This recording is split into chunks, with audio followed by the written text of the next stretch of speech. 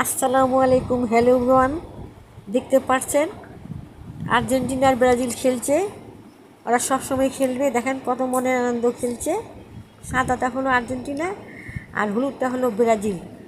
আপনারা মনের আনন্দে আমার শর্ট ভিডিওটি দেখেন আর আমাকে সাপোর্ট করবেন, লাইক করবেন, কমেন্ট করবেন। আপনাদের আশে আমি থাকি, আমাকে এগিয়ে নিয়ে যাবেন। দেখেন সবাই খেলছে, মনকে